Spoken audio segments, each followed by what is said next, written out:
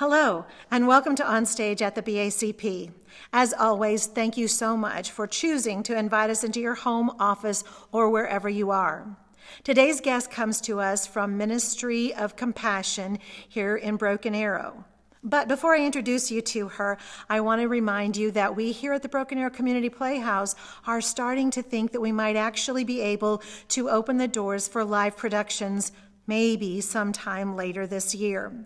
If we're going to do that, we need to have shows to produce. So let us know what you'd like to see. If you have a family-friendly play or a family-friendly musical that you would like to see, let us know by emailing it to bacptheater@aol.com, or you can just leave it in the comments below. We want to know what you want to see so that we're bringing you programming that is important to you. Now, on to this week's guest. As I mentioned, she comes to us from Ministry of Compassion here in Broken Arrow. Please welcome Becky Wisdom. Becky, thank you so much for coming to the Broken Arrow Community Playhouse. Welcome. Tell us about the Ministries of Compassion. So at Ministry of Compassion, we deal in distribution of food, and we also assist people with rent and utility bills. Currently, we have a grant that we can assist people that live in the Tulsa County, and it's wonderful because it allows us to not just pay partial bills.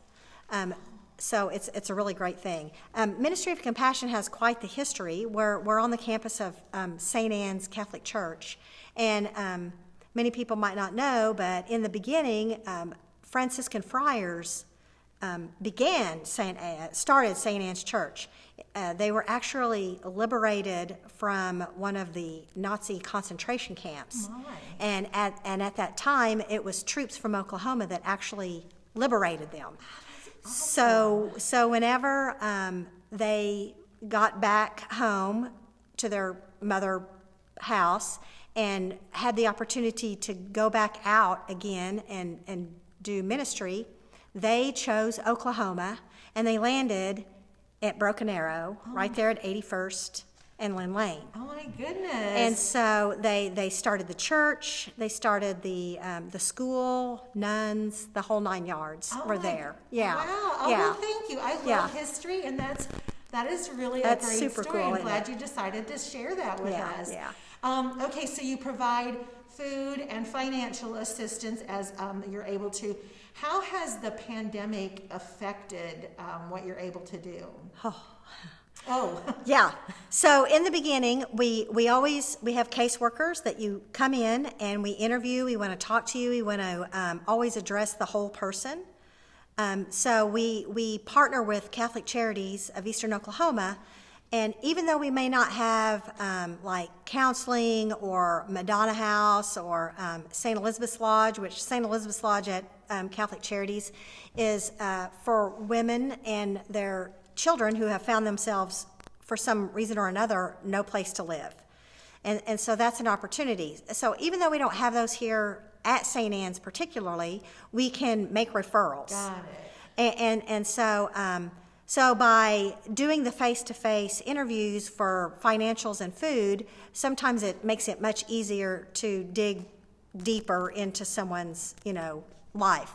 So that's been stymied or stifled. Right, because you can't have because no one's been able to come into the building. We also used to have client choice. So the families were able to come in and shop for their groceries, sort of like a grocery store a little bit, And so we had to stop that. And so now we have a drive-through.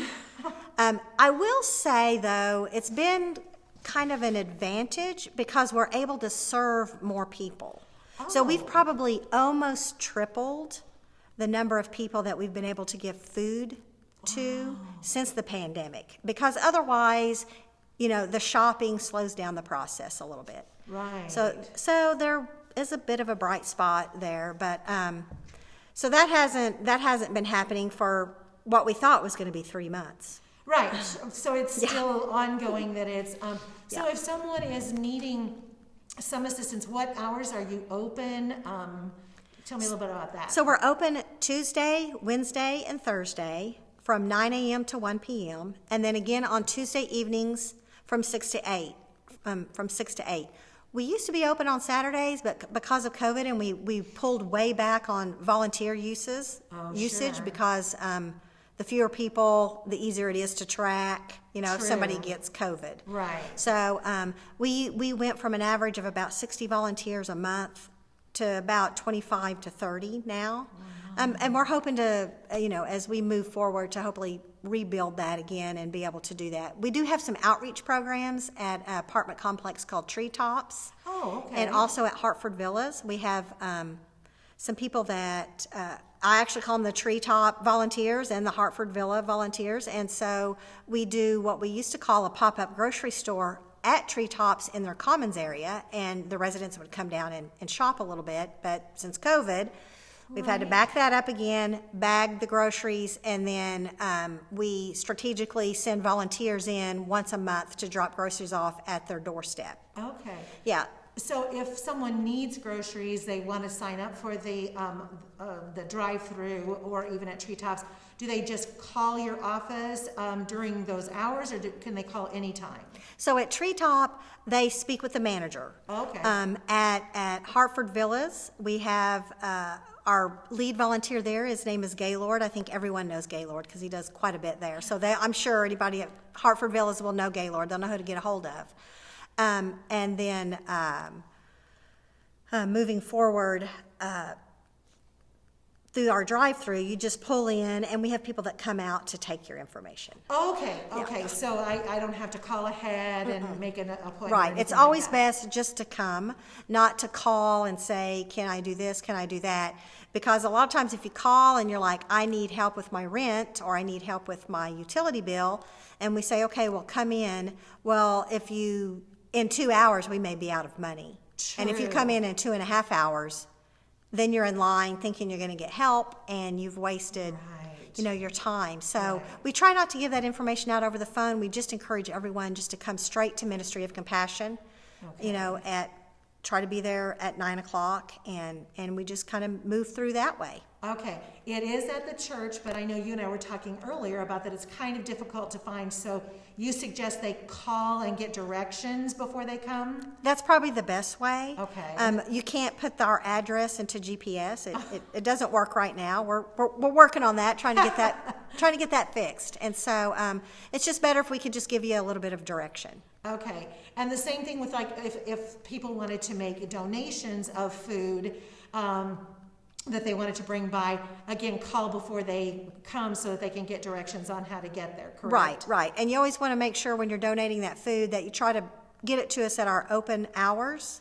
Right. And there is the opportunity, when the church is open, we do have a box in our narthex in the front part of the church. Oh, huh. It's marked, and you could drop your food donations in there as well. Okay, so if you attended the church, you could just come on Sunday morning and drop Right. it off in the box Right. on the way into church. Well, Yeah. that's nice and convenient. Yeah, and unfortunately at this time, we also had to stop doing our clothing closet because of COVID. Oh, so sure. we don't have any clothing. We've kind of moved that space and got rid of our clothing to free it up for more food. Yeah. So kind of food storage as we've, almost tripled our people that come in. Wow. Well, it sounds like you're doing a lot of great stuff there. Any way that, anything specific that you think that the public could do to help you do a better job? I mean, I think you're doing a great job, but if there's something that you need from us, this is a great opportunity to let us know. So the need for financial assistance has just been overwhelming. Oh, sure. Yeah.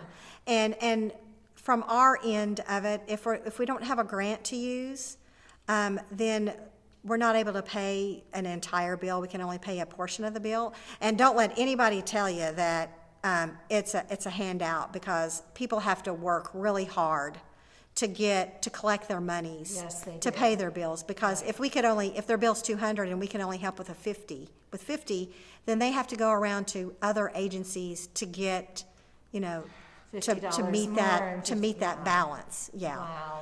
Yeah, and don't wait too late to come in. Don't wait till you get your disconnect notice at Ministry of Compassion. Don't, Great. don't wait till you get your eviction notice to come into Ministry of Compassion. Great advice. Know ahead of time that you're not going to be able, that you're going to have difficulties meeting those needs. So come on into us so that we can help you that way. And if someone wanted to donate finances rather than food, how do they do that? Well, the best way to do that is through our parish, through the parish office at St. Anne's. Just put MOC in the memo line. MOC, got it. Ministries of Compassion, okay. Yeah, Yes. we refer to it MOC a lot, yeah. Yeah, okay, okay. And so. All right, well, that's great. Listen, thank you so much for coming today. Thank you for all that you're doing, all the help that you're giving. This is at a time when so many people need it, and you're there, and we thank you for that. So thanks for stopping by. I appreciate your time. Thank you for asking me. I hope you enjoyed meeting Becky and learning about Ministry of Compassion and all of the wonderful things that they're doing. Don't forget to let us know what plays or musicals you would like to see. Remember to keep it family friendly. You can send it to our email address or leave it in the comments below. Thanks again for inviting us into wherever you are today, and we hope that you'll invite us back next week for more On Stage at the BACP.